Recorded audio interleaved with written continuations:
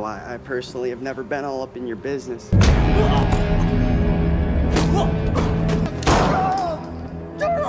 right. Oh, my toes. Please, Hazel. I didn't kill. What?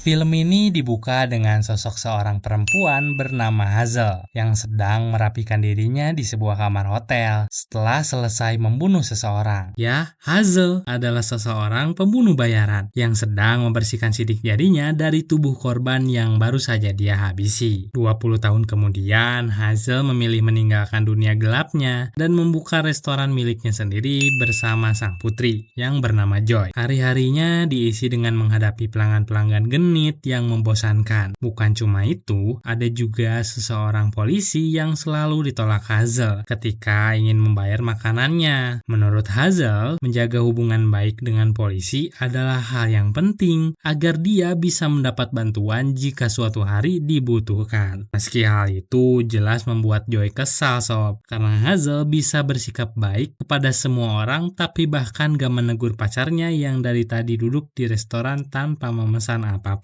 Why won't you go out with me, Hazel? Because you're broke and unattractive, Willie. A little goodwill can make a difference between them showing up in 5 minutes or 5 hours. Hazel jelas gak menyukai pacar putrinya. Meski begitu, Joy tetap menyampaikan keinginannya untuk tinggal bersama pacarnya, mulai hidup baru berdua di luar kota, sekaligus memohon agar Hazel mau menyerahkan uang tabungan kuliahnya. Namun, Hazel dengan tegas menolak karena dia yakin pria tersebut bukan orang baik dan suatu hari akan menyakiti putrinya. Was wondering if I could get that college money. We want to get a place together. Forget the money. We'll figure it out.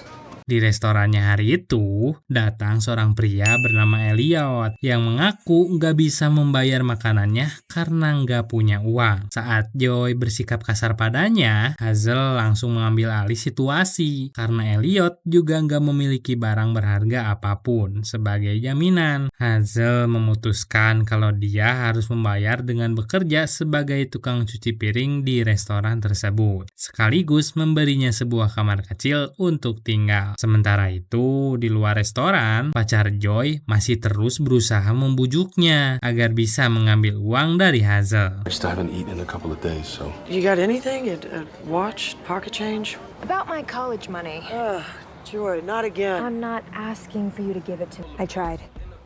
Even said I'd pay her back. Sore harinya, Joy menemui Hazel dan menyatakan keberatannya soal Elliot. Dia merasa Hazel terlalu mudah mempercayai Elliot, membiarkannya tinggal gratis tanpa tahu asal-usulnya. Sementara Hazel justru nggak pernah mempercayai pacarnya. Hazel menanggapi dengan mengatakan bahwa Joy belum cukup mengenal orang-orang, seperti dirinya yang sudah lama berhadapan dengan berbagai karakter manusia. Joy kembali berusaha membujuk soal uang kuliah itu, bahkan mencoba meminjamnya. Namun Hazel tetap menolak dan gak lama kemudian pacar Joy datang menjemput. Dan sekali lagi Hazel memperingatkan putrinya bahwa pria tersebut hanya akan membawanya ke dalam bahaya. My continuing to remind you that Travis will bring nothing but misery. Your family could... I'm not taking anything from that. Keesokan paginya, saat Hazel melayani pelanggan-pelanggannya yang menyebalkan itu, dia melihat Joy pulang dalam kondisi yang lesu. Hazel bertanya, apa yang terjadi? Dan ketika dia menarik kacamata Joy, wah, terlihat jelas wajah putrinya lebam-lebam, guys. Lebam-lebam sob. Dorongan masa lalunya sebagai pembunuh bayaran langsung muncul tuh. Hazel berganti pakaian, mengambil pistol yang selama ini dia sembunyikan, lalu meninggalkan restoran untuk menemui pacarnya Joy. Meski Joy telah memperingatkan bahwa pria itu adalah orang yang berbahaya. Waduh. Mom, don't hurt him. His family's dangerous. Hazel mendatangi pacar putrinya, namun pria itu justru meremehkannya sob. Dia sama sekali nggak menyadari siapa perempuan yang sedang dihadapinya, bahkan nggak menunjukkan rasa bersalah. Meskipun Hazel telah memperingatkannya untuk menjauh dari Joy atau dia akan membunuhnya sekeluarga. I will kill you and your entire inbred family. Are you done? Karena terus merendahkan Hazel dan kesabarannya telah habis, Hazel akhirnya memukul pacar putrinya itu. Dia bahkan melepaskan tembakan tepat di samping kepala pria tersebut, lalu membawanya ke mobil, membuang ponselnya, dan mengancam agar nggak ada yang berani menghubungi polisi dan mengikatnya dengan lakban di bagian belakang mobil. Hazel membawa pria itu ke padang pasir, menyeretnya keluar dari mobil menuju sebuah lubang, lalu menendangnya masuk ke dalam. Dia mengatakan bahwa lubang tersebut sudah dia gali sejak awal pria itu menjalin hubungan dengan putrinya. Karena Hazel yakin Joy suatu hari akan tersakiti. Ngeri banget nih ibu-ibu. Awas guys, hati-hati kalian. Setelah mengolok-oloknya, Hazel melepaskan tembakan dan pergi meninggalkan pria tersebut di dalam lubang itu. Dug this hole the first day we met because I knew this day would happen.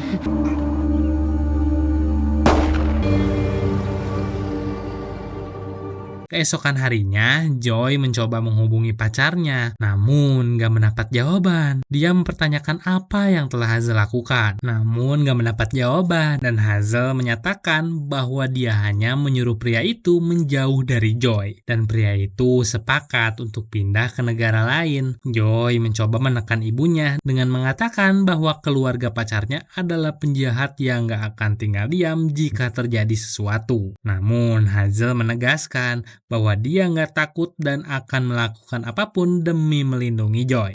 They're gonna want payback. But I am not afraid of these people and I'm gonna do whatever I have to do. Setelah berdebat dengan Joy, Hazel menyadari kehadiran seorang pria asing di restorannya yang diam-diam merekam aktivitas mereka. Hazel menanyakan hal tersebut pada Elliot, namun Elliot mengaku nggak mengenal pria itu. Karena mencurigakan, Hazel mendatangi orang tersebut yang berdalih hanya merekam suasana sekitar. Saat pria itu pergi, Hazel melihat Elliot tampak kesal di dapur. Dan dari situlah Hazel mulai merasa ada sesuatu yang gak beres, sob. It's my hobby. I love old diners. Can I get you anything else?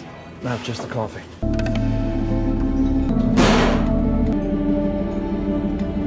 Malam harinya, Elliot terbangun dari mimpi buruk dan keluar kamar untuk menenangkan diri. Namun justru bertemu Hazel yang kembali menanyakan soal pria misterius tadi siang. Elliot tetap bersikeras kalau dia nggak mengenalnya. Hazel memperingatkan bahwa dia nggak ingin ada masalah yang menyeret restorannya. Dan Elliot berjanji nggak akan membawa masalah apapun. Saat Elliot pergi, Hazel menyadari bahwa pria misterius tersebut masih berada di area parkiran restonya dan terlihat mengintai Elliot. Diliputi rasa curiga, Hazel mengikuti pria itu hingga ke rumahnya dan mengintai pergerakannya sebelum akhirnya melumpuhkannya secara tiba-tiba. Ketika sadar, pria tersebut mendapati Hazel telah menodongkan pistol kepadanya. Hazel menuntut penjelasan tentang identitas dan tujuannya di restoran. Pria itu mengaku sebagai jurnalis lepas yang sedang menyelidiki Elliot. Dari laptopnya, Hazel mengetahui bahwa Elliot adalah seorang ahli jantung terkenal yang pernah terlibat kecelakaan saat mabuk hingga menyebabkan kekasihnya meninggal. Dan kasus itu membuatnya dipenjara selama 4 tahun lamanya. Hazel kemudian membawa laptop itu beserta laporan investigasi tersebut. He killed his girlfriend. Check the computer. You in my diner again, I'll use your nuts for chili. Keesokan paginya, Joy masih menangisi pacarnya yang gak kunjung memberi kabar dan terus membelanya di hadapan Hazel. Saat Joy kembali ngambek dan Hazel berusaha mengejarnya keluar, Hazel justru bertemu dengan seorang teman lama dari dunia gelapnya. Orang itu memberitahu bahwa bos lama Hazel telah dibebaskan dari penjara dan memintanya untuk bertemu di tempat biasa. Hazel sadar dia nggak punya banyak pilihan karena menolak berarti mempertaruhkan keselamatan putrinya sendiri. Well, hello, Hazel. Vaughn's out. Tomorrow night, same place. Oh, and that Joy, huh? I'll see you soon. Di malam harinya, Hazel dan Joy kembali terlibat perdebatan soal hilangnya pacarnya Joy. Joy menuduh satu-satunya kemungkinan adalah ibunya telah menyakitinya. Namun Hazel tetap bersikeras bahwa kepergian itu adalah keputusan pacar Joy sendiri untuk menjauh dan pergi ke luar negeri. Did you hurt him? You don't actually believe that I could hurt someone, do you? No. Where are you going? Joy. Karena merasa kesal sama Hazel, Joy kemudian pergi ke acara temannya. Dia mencoba bersenang-senang dan bahkan hampir menggunakan narkoboy. Oh adalah, aduh bahaya banget guys. Untuk pertama kalinya Namun sebelum itu terjadi, polisi yang merupakan kenalan Hazel datang dan membubarkan acara tersebut dan mengantar Joy pulang. Oh shit, go. Let's go.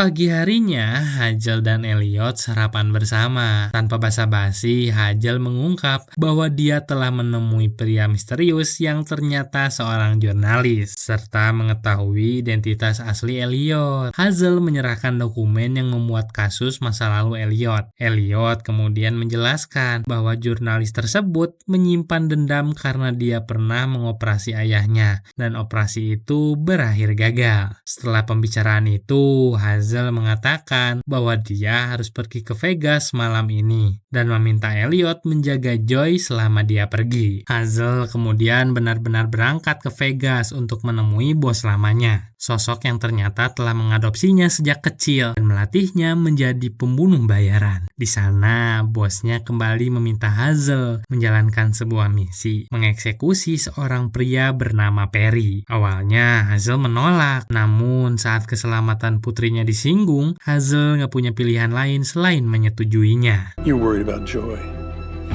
A mother's instinct.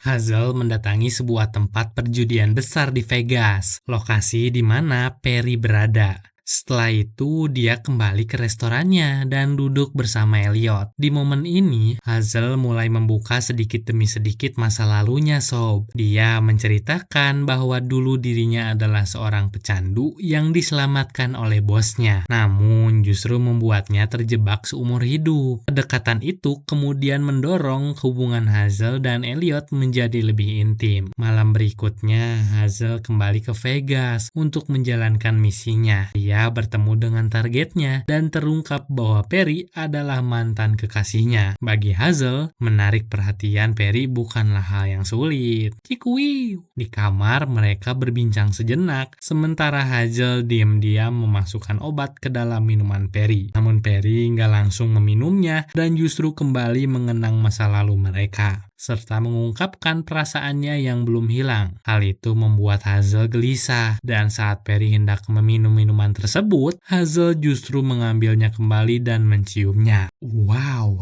Hazel pun menggagalkan misinya sendiri karena dia menyadari bahwa dirinya masih mencintai targetnya itu. Growth needs cash. I loved you, Hazel. Loved you too. Sorry, boss. Saat kembali ke restorannya, Joy masih bersikap sinis dan ketus terhadap Elliot. Joy juga mengetahui kisah masa lalu Elliot yang pernah mengalami kecelakaan tragis itu.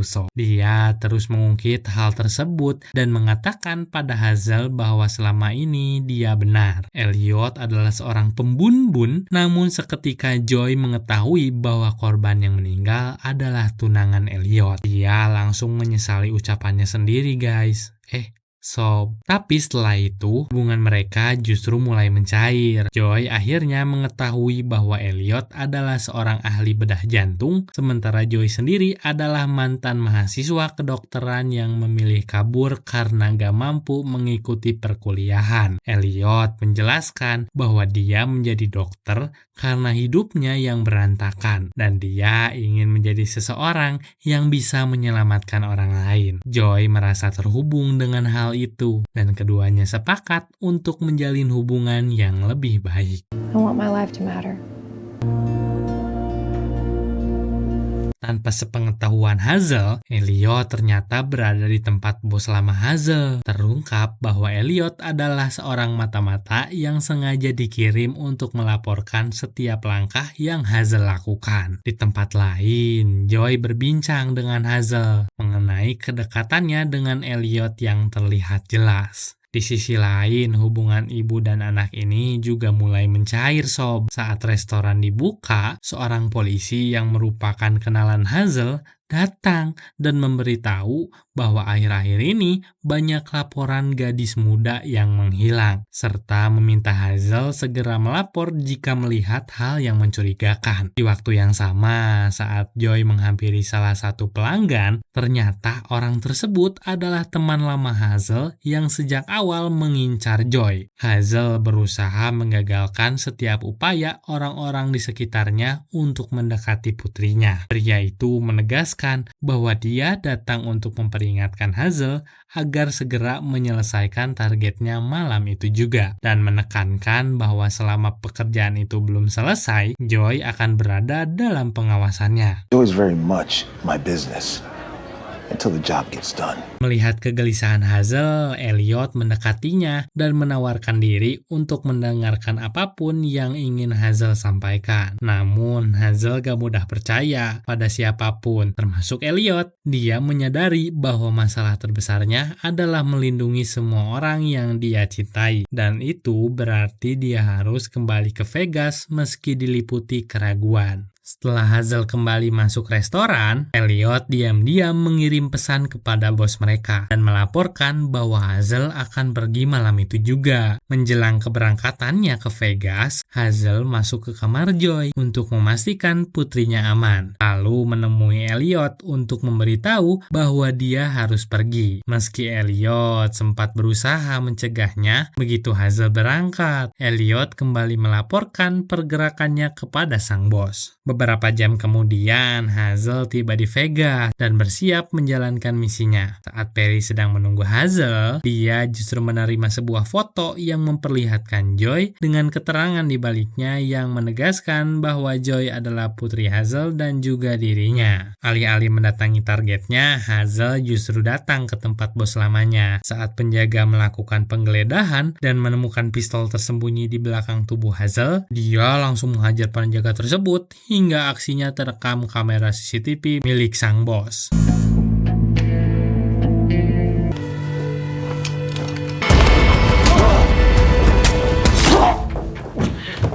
Hazel kemudian menyelinap masuk ke dalam gedung dan berhadapan dengan teman lamanya yang tadi pagi sempat mengancamnya soal keselamatan putrinya sob. Tapi dengan cepat, Hazel berhasil menghabisinya. Ya, itu mah sepele bos.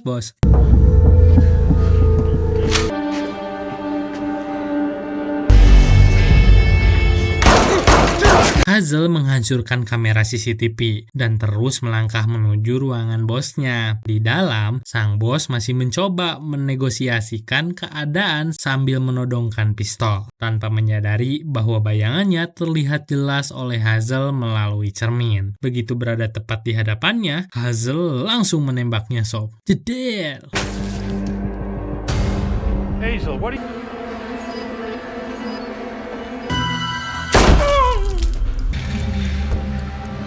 Hazel mengatakan bahwa akhirnya dia akan bebas dari kendali bosnya. Sang bos masih berusaha mengingatkan bahwa dialah orang yang pernah menyelamatkan hidup Hazel. Namun Hazel gak mengubrisnya dan tetap menodongkan pistol. Situasi berubah saat sang bos mengungkap bahwa Elliot bekerja untuknya dan bahwa Hazel gak akan mampu melindungi Joy. Keterkejutan Hazel dimanfaatkan sang bos untuk menyerangnya balik. Meski sempat terdesak, Hazel berhasil melepaskan diri dan menembak ayah angkatnya tersebut. Elliot works for me. I own him like I own you. Setelah itu, Hazel pulang dan menatap dirinya sendiri di depan cermin dengan tubuh yang masih berlumuran darah. Keesokan paginya, Hazel bertemu Elliot, namun dia memilih nggak menanggapi apa-apa yang dikatakan Elliot dan justru berbincang dengan pegawai lain dengan senyum seperti biasa. Joy juga menyapa ibunya, menanyakan apakah Hazel telah menyelesaikan urusannya dan apakah suatu hari nanti Hazel akan menceritakan pekerjaan sebenarnya kepadanya. Lalu akhirnya Hazel memeluk putri kesayangannya. Saat hubungan Hazel dan Joy mulai membaik, tiba-tiba pacar Joy muncul diam-diam dengan wajah babak belur sob. Joy pun langsung minta izin untuk pergi dan meninggalkan Hazel yang kembali harus melayani 3 pria genit dan membosankan itu, yang datang menanyakan menu yang sama seperti biasanya.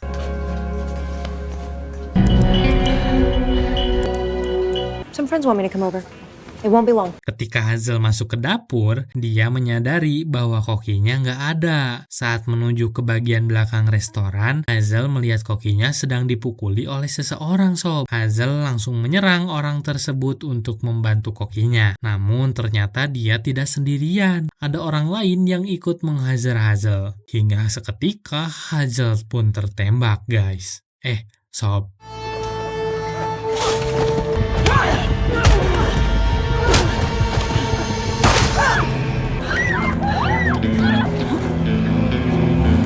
Di titik inilah film Buried in Barstow berhenti dan film pun ditutup dengan tulisan To Be Continue. Hai, berlanjut guys. Cuaks. Bukan sebagai akhir dari konflik, melainkan sebagai awal dari ancaman yang lebih besar. Masa lalu Hazel mungkin belum benar-benar terkubur, dan apapun yang akan terjadi selanjutnya, jelas bahwa hidup normal yang dia bangun bersama Joy kini berada dalam bahaya. Film ini mengingatkan kita bahwa masa lalu nggak pernah benar-benar hilang. Bahkan ketika seseorang berusaha membangun hidup yang normal, pilihan yang diambil demi melindungi orang yang kita cintai seringkali datang dengan konsekuensi besar, dan gak semua perlindungan berarti kebebasan. Di balik sosok ibu yang ingin hidup tenang, ada luka lama yang belum pernah sembuh, dan film ini berhenti tepat di saat luka itu kembali terbuka. Seperti yang pernah disampaikan Carl Jung, sampai kamu menyadari alam bawah sadarmu, dia akan mengendalikan hidupmu dan kamu menyebutnya takdir. Dan juga kata siapa ini guys? Friedrich Nietzsche. Oh my god, susah sekali. Apa yang tidak membunuhmu memang membuatmu lebih kuat, tapi juga meninggalkan bekas. Gokil. Kalau kamu suka cerita film ini dan penasaran dengan lanjutan dari filmnya, jangan lupa like, subscribe, dan bagikan ke teman kamu, sob. Tulis juga di kolom komentar gimana menurut kamu kisah Hazel setelahnya. Bye-bye!